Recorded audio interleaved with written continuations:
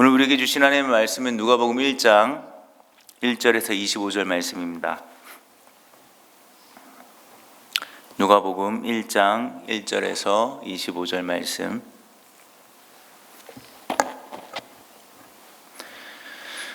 저와 여러분들이 교독하도록 하겠습니다. 제가 1절 말씀 먼저 읽겠습니다. 우리 가운데서 일어난 일들에 대하여 차례대로 이야기를 엮어내려고 손을 댄 사람이 많이 있었습니다. 그들은 이것을 처음부터 말씀의 목격자요 전파자가 된 이들이 우리에게 전하여 준 대로 엮어냈습니다.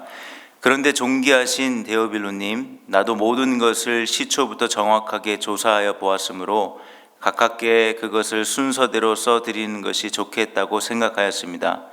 이리하여 각각께서 이미 배우신 일들이 확실한 사실임을 아시게 되기를 바라는 바입니다. 유대왕 헤롯 때 아비야조에 배속된 제사장으로서 사가랴라고 하는 사람이 있었다. 그의 아내는 아론의 자손인데 이름은 엘리사벳이다. 그 두 사람은 다 하나님 앞에서 의로운 사람이어서 주님의 모든 계명과 규율을 흠잡을 데 없이 잘 지켰다. 그런데 그들에게는 자녀가 없었다. 엘리사벳이 임신을 하지 못하는 여자이고 두 사람은 다 나이가 많았기 때문이다. 사가랴가 자기 조의 차례가 되어서 하나님 앞에서 제사장의 직분을 담당하게 되었다. 어느 날 제사직의 관례를 따라 제비를 뽑았는데 그가 주님의 성소에 들어가 분향하는 일을 맡게 되었다. 그가 분향하는 동안에 온 백성은 다 밖에서 기도하고 있었다. 그때 주님의 천사가 사가랴에게 나타나서 분향하는 제단 오른쪽에 섰다. 그는 천사를 보고 놀라서 두려움에 사로잡혔다. 천사가 그에게 말하였다. 사가랴야, 두려워하지 말아라. 내 간구를 주님께서 들어주셨다. 내 아내 엘리사벳이 너에게 아들을 낳아줄 것이니 그 이름을 요한이라고 하여라. 그 아들은 내게 기쁨과 즐거움이 되고 많은 사람이 그의 출생을 기뻐할 것이다. 그는 주님께서 보시기에 큰 인물이 될 것이다. 그는 포도주와 독한 술을 입에 대지 않을 것이요 어머니 뱃속에 있을 때부터 성령을 충만하게 받을 것이며 이스라엘 자손 가운데서 많은 사람을 그들의 주 하나님께로 돌아오게 할 것이다.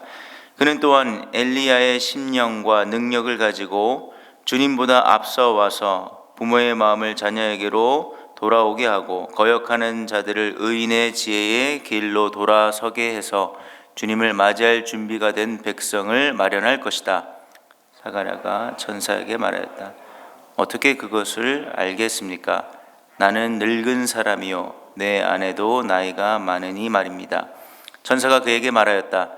나는 하나님 앞에 서 있는 가브리엘인데 나는 내게 이 기쁜 소식을 전해주려고 보내심을 받았다.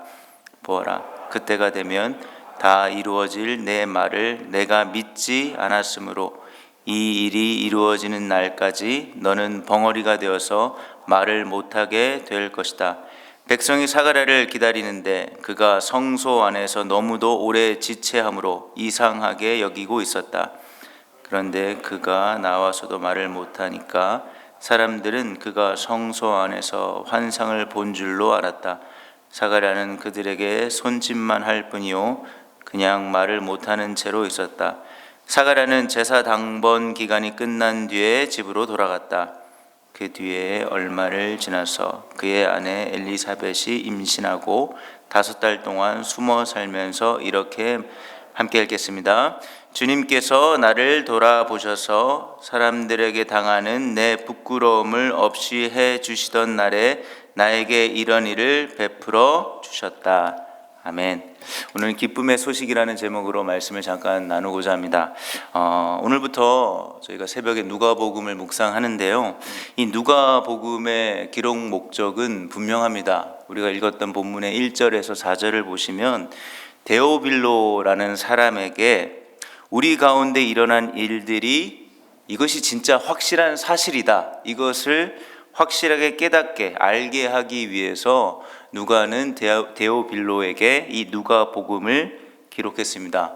1절에 우리가 세번역 버전으로 읽어보면 일어난 일들이라고 기록되어 있지만요, 우리가 개역개정에 보면은 이루어진 일들이라고 말하고 있습니다. 무엇이 이루어진 걸까요? 무엇이 이루어졌고 이것이 진짜 확실한 사실이라고 누가는 데오빌로에게 가르쳐 주기를 원했던 것일까요? 그것은 구약시대부터 약속한 말씀이 이루어졌다는 것입니다. 수많은 약속들이 있었죠. 그러나 그 약속의 가장 중요한 궁극적인 성취, 가장 중요한 핵심의 약속이 무엇입니까? 바로 예수님이 구원자로 오신다는 약속이 이루어졌다는 사실입니다. 이런 맥락에서 여전히 우리도요, 누가복음을 읽는 중요한 이유가 여기에 있습니다. 데오빌로뿐만 아니라 우리에게도, 오늘을 살아가는 저와 여러분들에게도 예수님만이 유일한 구원자가 되신다는 사실을 확실히 깨닫기 위해서 우리는 여전히 누가복음을 읽어야 하는 것이죠. 그런데 누가복음은요, 이 예수 그리스도께서 그리스도다라는 이야기를 하기 전에 바로 예수님을 이야기하지 않고 예수님의 오심을 준비하는 자, 여러분들 잘 아는 세례 요한의 탄생 이야기를 지금 먼저 시작하고 있는 겁니다. 그 세례 요한의 부모의 이야기가 6절부터 시작되는데요. 그 부모는 어떤 사람으로 소개되고 있습니까? 제사장 사가랴와 아론의 자손인 엘리사벳은 하나님 앞에서 의로운 사람이라고 이야기하고 있어요. 그러면서 무엇이라고 추가적으로 설명하고 있습니까? 의로운 사람이라서 주님의 모든 계명과 규율을 흠잡을 데 없이 잘 지킨다라고 이야기합니다. 그런데 아이러니하게도 흠잡을 것 없는 사람에게 흠이 하나 있죠. 그것이 무엇이라고 이야기하고 있습니까? 자녀가 없다라고 이야기하고 있습니다.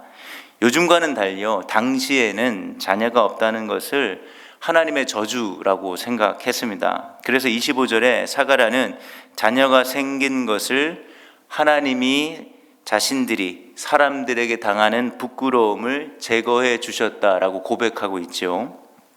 명색이요, 여러분들 제사장으로서 말씀을 흠잡을 데 없이 잘 지키는데 자녀가 없다? 사람들은 겉으로 사가랴와 엘리사벳을 위로했겠지만 뒤로는 얼마나 많이 수군거렸겠습니까? 그러니 사가랴도 내 부끄러움을 하나님께서 제거해 주셨다라고 고백하는 것 아니겠습니까? 사가랴와 엘리사벳은 무척 괴로운 시간들을 보냈을 겁니다. 할 수 있는 노력들은 다 했을 것이고요. 하지만 오늘 본문에 나오는 것처럼 엘리사벳은 임신할 수 있는 몸이 아니었습니다. 그리고 이미 두 사람은 나이가 많이 들어서 출산하기 어려운 불가능한 상황에 있었지요.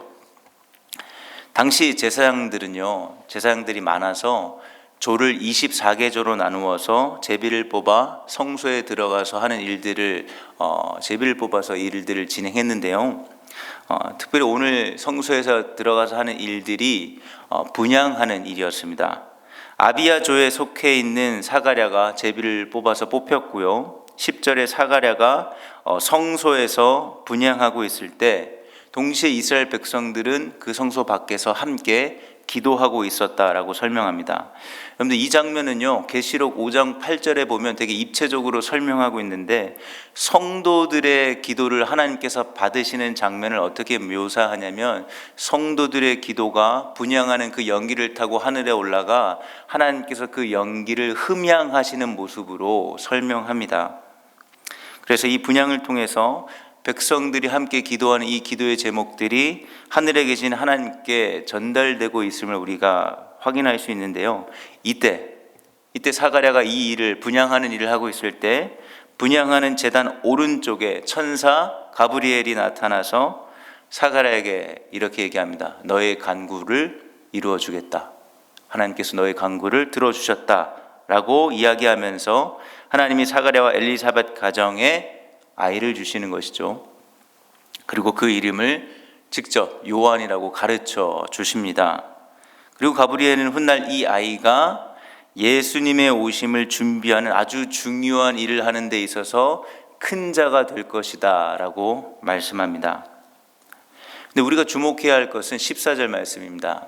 이 기도의 간구의 응답이 요한이라고 부를 이 아이는 단순히요 사가랴의 기쁨과 즐거움으로 끝나는 것이 아니었습니다. 14절에는 너희 가정의 기쁨과 즐거움으로 끝나는 것이 아니라 많은 사람의 기쁨이 될 것이다 라고 이야기하고 있는데요.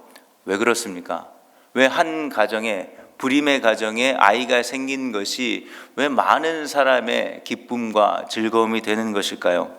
이것은 단순히 아이를 가질 수 없는 가정에 아이가 생긴 기쁨을 넘어서요, 이 아이를 통해 구원자 예수님이 확실히 오실 것임을 우리가 알 수 있기 때문입니다. 성소 밖에서 여러분들 생각해 보십시오. 이스라엘 백성들이 제사장이 성소 안에 들어가서 분향할 때 이스라엘 백성들이 밖에서 모두 모여서 다 같이 기도했다 했을 때 어떤 기도 제목으로 기도를 했을까요? 여러 기도 제목들을 가지고 기도할 수 있었겠지만 이들에게 오랜 시간 동안 함께 기도했던 기도 제목이 있습니다. 그것이 무엇일까요? 지금 이스라엘 백성의 상황이 어떻죠? 이스라엘 백성의 역사를 보면요, 이들의 삶은 매우 비참한 현실을 살고 있는 중입니다. 바벨론 포로 때부터요, 지금은 로마의 식민 생활까지 오랫동안 다른 나라의 지배를 받으면서요 고통받고 있었습니다. 당시에는 로마로부터 권한을 받아 유대를 다스리던 헤롯 왕이 이들을 지배하고 있었는데요, 이 헤롯 왕은요 매우 악한 왕으로 유명합니다. 근데 동시에 또 뭐로 유명하냐면 뛰어난 건축물을 짓는 사람으로, 건축사로는 되게 유명한 사람이 이 헤롯 대왕이라는 사람인데요, 대표적으로 헤롯 성전, 예루살렘 성전을 약 46년 동안 리모델링을 해서 엄청나게 크고 웅장하고 화려한 성전을 지었던 사람입니다. 근데 여러분들 상식적으로 생각해 보세요. 이 크고 웅장한 성전을 짓기 위해서는 엄청난 노동력과 자본력이 필요하거든요. 누구를 썼겠습니까? 이스라엘 백성들을 당연히 사용하지 않았겠습니까? 이스라엘 백성들의 노동력을 착취하고 자본을 모으기 위해서 많은 세금들을 거뒀기 때문에 사실 이스라엘 백성들의 하루하루의 삶은 만만치 않았습니다. 힘들게 살 수밖에 없었습니다. 그렇기 때문에 이들의 마음속에 강한 염원과 기도 제목이 생길 수밖에 없죠. 어떤 기도 제목이겠습니까? 속히 로마로부터 이 지배로부터 벗어나 독립할 수 있는 메시아, 구원자라는 뜻이죠. 우리를 구원시켜 주실 메시아가 오기를 위해 간절히 기도했던 것이죠. 그리고 드디어 이 기도의 제목들이 응답되고 있는 현장입니다. 바로 예수님이 구원자로 오시는 것이죠. 그리고 그 증거가 무엇이냐라고 했을 때 누가의 시작은 세례 요한의 탄생이다 라고 말씀하고 있는 겁니다. 하나님은 이 요한을 통해서 한 가정의 부끄러움을 제거해 주십니다. 그리고 더 나아가 요한을 통해 등장하시는, 구원자로 등장하시는 예수님을 통해 절망 가운데 있는 이스라엘 백성들에게 희망을 보여주십니다.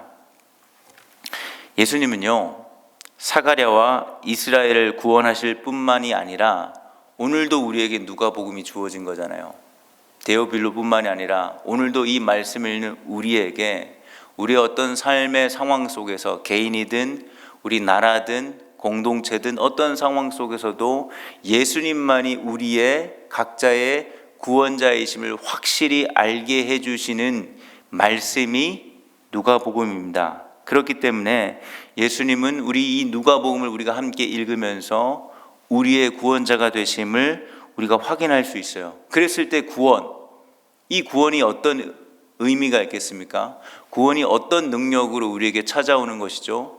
단순히 죽어서 천국 가는 것, 그것만 구원의 능력입니까? 그것이 구원의 전부라고 이야기할 수 있겠습니까? 아니죠. 오늘 말씀을 보면 이 맥락에서 구원의 어떤 한 모습을, 우리가 누릴 수 있는 구원의 기쁨을 확인해 보면 구원이란 이런 것입니다. 구원자 예수님께서 사가랴 가정의 모든 부끄러움을, 이스라엘 백성이 다른 나라로부터 지배를 받는 수치스러움과 모든 부끄러움을 구원자 예수님께서 제거해 주셨듯이 우리의 구원자 되신 예수님께서 우리의 모든 부끄러움을 제거해 주십니다. 이것이 구원의 능력입니다. 우리는요, 겉으로는 흠 잡을 데 없고 아무 문제가 없어 보이는 사람일지 모르겠습니다. 그러나 그런 사람도 남들에게 말 못할 부끄러움과 수치심이 있습니다. 아담과 하와가 죄를 짓고 나서 제일 처음에 했던 반응이 무엇입니까? 수치심으로 숨었습니다. 그 이후에 우리는요, 죄의 영향을 받는 우리는요, 모두가 수치심을 가지고 있어요. 그래서 우리는 누구나 하나님과 사람들 앞에서 우리가 보여주기 싫은 것들, 행여나 남들에게 들킬까봐 감추려고 애쓰는 것들이 누구나 있습니다. 그럭저럭 잘 감추는 것 같지만 언제 들통날지 몰라 불안해하며 살아가는 것이 우리죠. 하지만 예수님이, 구원자 되신 예수님은요, 십자가 위에서 우리의 모든 부끄러움을, 우리의 모든 수치스러움을 감당하시며 우리를 위해 죽으셨습니다.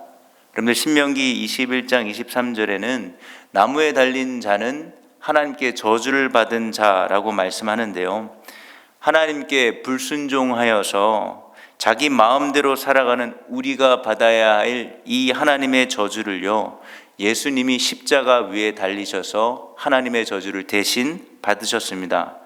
예수님은 우리의 모든 수치와 저주를 대신 감당하며 우리의 모든 불안을, 우리의 모든 두려움을 기쁨과 즐거움이 되게 하셨습니다. 이것이 죽어서 천국 가면 누리는 것들입니까? 아니죠. 오늘 이 자리에서, 오늘 이 시간에서 매일매일 누릴 수 있는 구원의 은혜이고 능력입니다.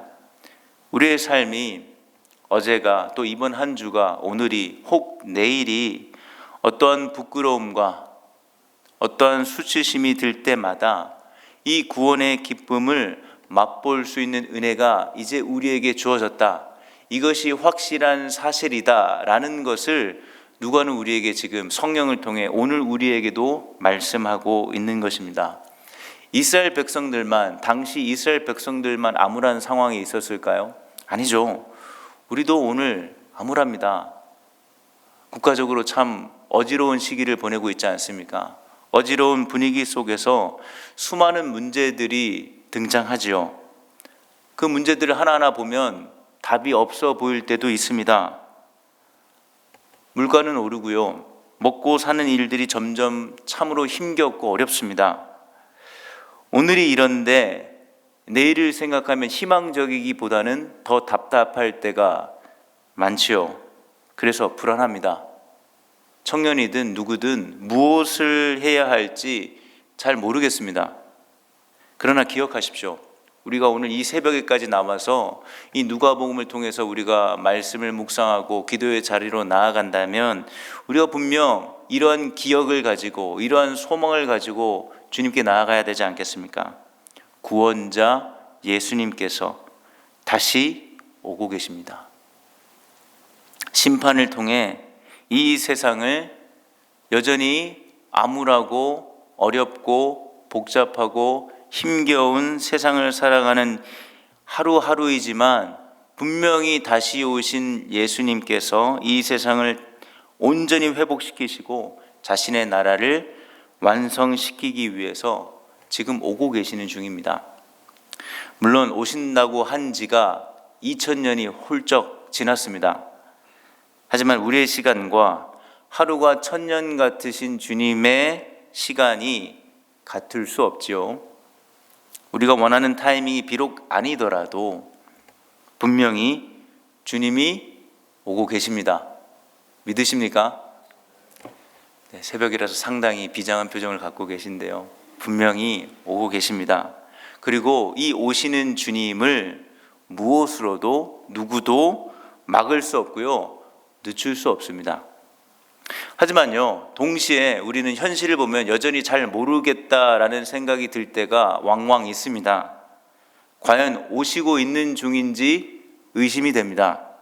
사가랴만 믿지 못하는 게 아니지요. 그 흠잡을 데 없는 제사장이었습니다. 모든 말씀을 다 지키는 의로운 사람이었습니다. 그런 사람도 막상 하나님의 말씀에 응답을 받았을 때의 반응은 믿지 못함이었습니다. 그러니 우리도요, 우리의 현실을 보면 의심할 때가 있습니다.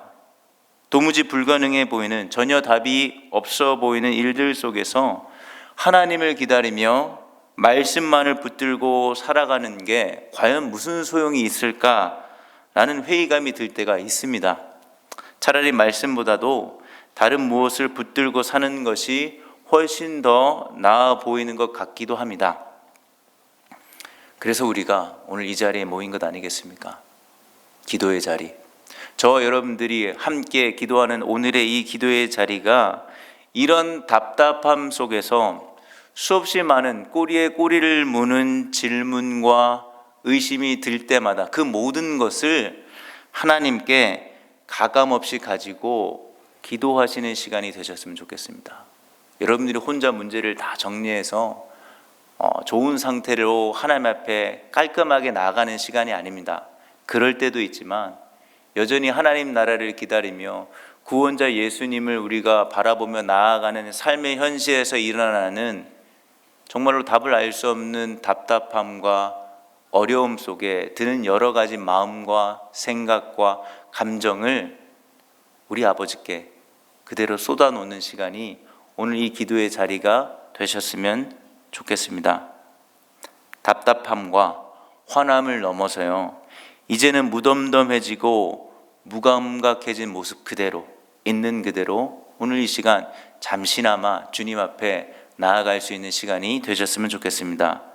동시에 여러분들을 위해서만, 내 자신을 위해서만 하나님과 1대1로만 만나는 자리라고만 생각 안 하셨으면 좋겠어요. 오늘 이 자리는 개인의 기도의 자리이기도 하지만 함께 기도하는 자리입니다. 그래서 오늘 기도의 자리가 도무지 무슨 말을 해야 할지 모르는 자들, 알아도 뭘 위해 기도해야 할지 머리로는 알아도 입술이나 마음이 열리지 않는 자들을 위해서도, 그래서 마음이 닫혀버린 그 누군가를 위해서도 함께 기도하는 시간이 되셨으면 좋겠습니다. 여러분들의 그 기도를 통해, 그 중보를 통해 그 사람이 다시 마음을 열고 다시 구원자 되신 예수님을 바라볼 수 있는 소망이 생기기를 바라며 우리가 함께 기도하는 자리가 됐으면 좋겠습니다. 말씀을 정리합니다. 우리는요, 지금 어떤 시기를 살고 있죠?